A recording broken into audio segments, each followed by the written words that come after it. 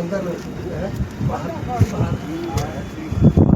कोई बात इनको तो तुम डेली देखता हो। हर वर्ष की भांति आज भी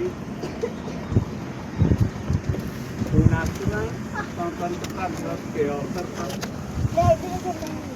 फिर हम लोग देश की शान, स्वाभिमान, गौरव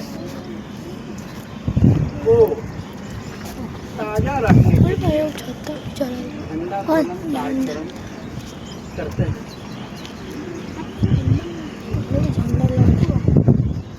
झंडा तोलन हमारा देश बहुत वर्षों तक विदेशियों के हाथ में गुलाम रहा और उससे जब मेरे देश में बुद्धिजीवी आए, क्रांतिकारी पैदा हुआ और ये फील हुआ कि ये हम लोगों पर शासन कर रहा है और गलती कर रहा है। शासन ही शासन होता तो कोई बात नहीं, लेकिन शासन कर रहा है और मेरे साथ अत्याचार कर रहा है, तो उसके खिलाफ आंदोलन की गई और देश को आज़ाद होने में काफ़ी लंबे समय तक स्वतंत्रता संग्राम चला गया, जिसमें दो तरह के लोग भाग लिए। एक गरम दल के आदमी क्रांतिकारी थे जो अंग्रेजों से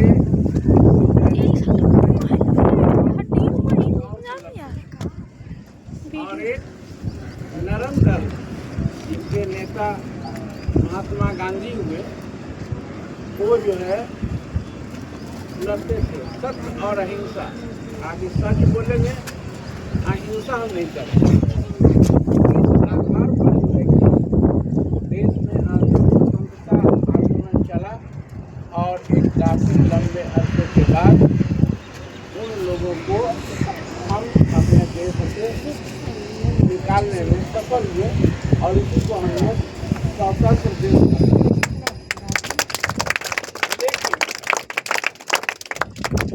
लेकिन हम थोड़ा सा नेताजी की बातों पर ध्यान देते हैं तो नेताजी मुख्य रूप से फोकस किए कि हम आज भी स्वतंत्र नहीं हैं।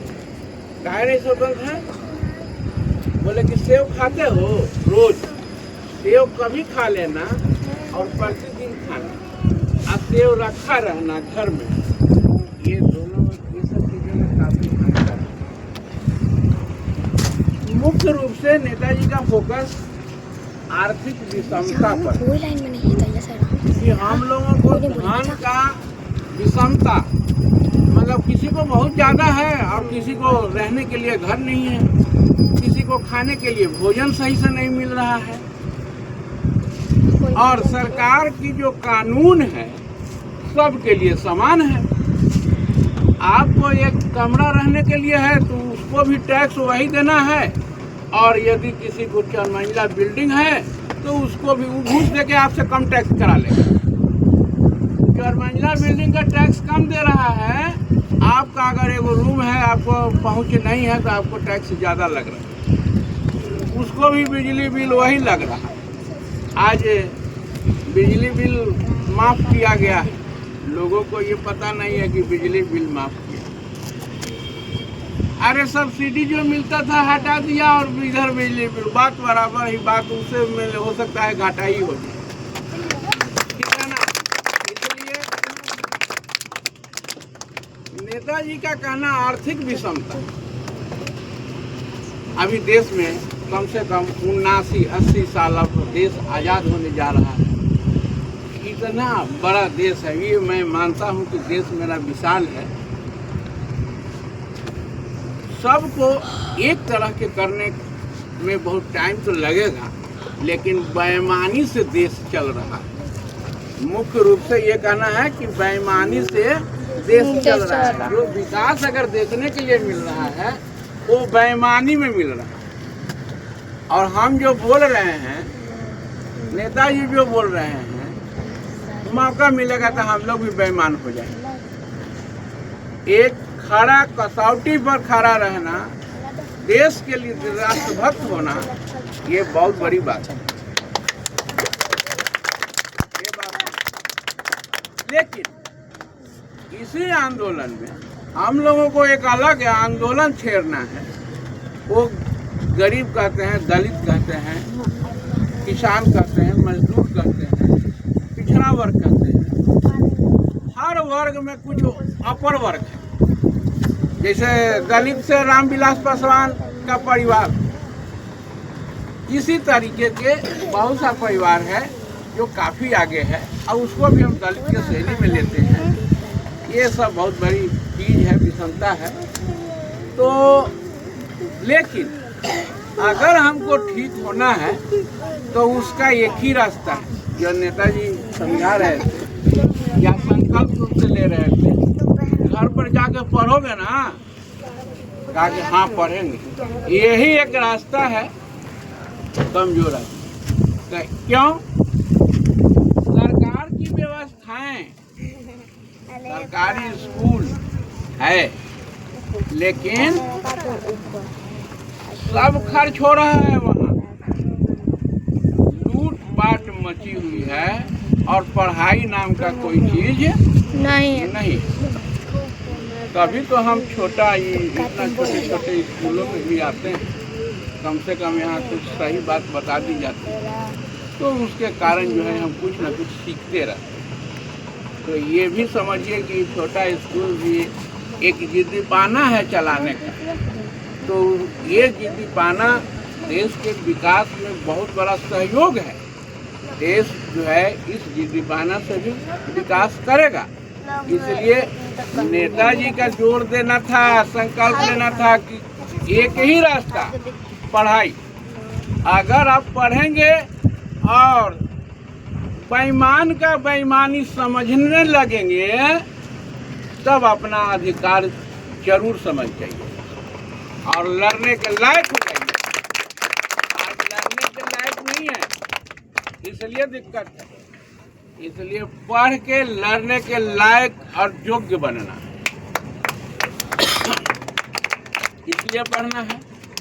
और थोड़ी सी शिष्टा, जैसे ये एकदम कह देना कि देश में विकास नहीं हुआ है। विकास तो हो ही रहा है। विकास नहीं होगा तो आज से 50 साल पूर्व चले जाइए, तो 50 साल पहले लोगों को ठीक से भोजन, शांति जरूर थी, लड़ाई झगड़ा कम था, लेकिन भोजन भी सही से उस समय भी नहीं मिलता था। मेरा देखा हुआ है कि 100 में 10 आदमी के पैर में चप्पल जूते रहते थे, 90 आदमी के पैर में चप्पल और जूता 50 से 60 साल पहले नहीं रहता। तो देश विकास किया है, लेकिन मैं कहा कि बेईमानी में विकास किया है। बेईमानी करने में, जैसे किसी को रोड कोई बनाना है तो रोड इसलिए बना रहा है कि इसमें 2 लाख रुपया हमको बच जाएगा, और रोड तो बन गया, तो बेईमानी में रोड बन गया। यही देश की, पूरे देश की हाल है कि जो विकास हुआ है बेईमानी में हुआ। लेकिन आज आत्मनिर्भर हम नहीं हैं। हम लोग ये बात नहीं जानते हैं, इसलिए नहीं पता चला। थोड़ी सी अमेरिका दबंगई दिखाता है। दबंगई समझता है? एक बहुत मजबूत आदमी जब अपना अत्याचार करता है ना, या बात मनवाने के लिए कोई भी काम करता है, तो उसको दबंगई कहते हैं। तो अमेरिका क्या है? अमेरिका के पास हमसे 3 गुना ज़्यादा जमीन है। हमसे 3 गुना ज़्यादा जमीन है। और अमेरिका की जो अर्थव्यवस्था है वो जो है 6 गुना ज़्यादा है। हमारा जो है 4 ट्रिलियन भी अभी नहीं हुआ है। ट्रिलियन, बिलियन, मिलियन समझता है तुम लोग? हाँ। समझता है? बोलो, 1 मिलियन में कितना जीरो? 1 million 7 zero. 1 मिलियन में 6 जीरो। सही से बोलो। 1, 10, 100, 1000, 10,000, 100,000, मिलियन। हाँ ठीक, तब वहाँ तक पहुँच गया तो मिलियन हो गया। 3 ब्लॉक का इंटरनेशनल सिस्टम है ना, तो जैसे मिलियन हो गया, बिलियन हो गया, अब बिलियन के बाद ट्रिलियन हो जाएगा, ठीक है ना। 14 जीरो आएगा, तो ट्रिलियन में हमारे पास जो है अभी चौथी अर्थव्यवस्था भी हम नहीं हुए हैं, ठीक है ना। अभी अमेरिका सबसे बड़ी अर्थव्यवस्था है। अर्थ का मतलब धन है ना, अर्थ का मतलब धन।